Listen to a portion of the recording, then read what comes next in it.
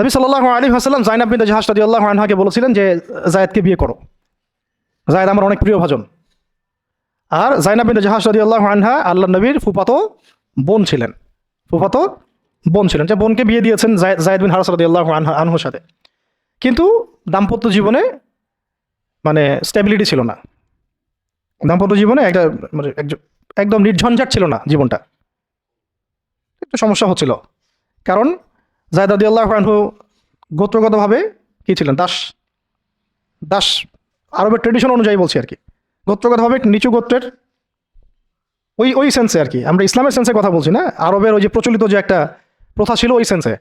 আর যায়নাব বিনতে জাহাশ রাদিয়াল্লাহু আনহা উচ্চ বংশের, তা আন্ডারস্ট্যান্ডিংয়ে একটু প্রবলেম হতে পারে, হচ্ছিল এটা।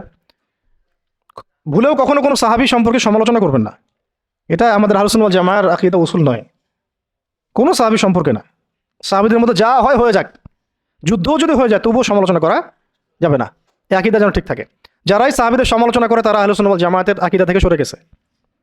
তো এখানে সাহাবীদের কোনো সমালোচনার সুযোগ নাই, কিন্তু দাম্পত্য জীবনে মনোমালিন্য হচ্ছিল, এটা খুব স্বাভাবিক বিষয়। বহু সাহাবীর জীবনে এমন অনেক ঘটনাই ঘটেছে, একাধিক বিয়ে, একাধিক তালাক, একাধিক অনেক কিছু হয়েছে। মানুষ হতে পারে, কখনো ভ্যালিড কারণ থাকতে পারে, কখনো মানুষ শয়তানের প্ররোচনা থাকতে পারে, কখনো জিন শয়তানের প্ররোচনা থাকতে পারে, কখনো আরও অন্য কিছু হতে পারে।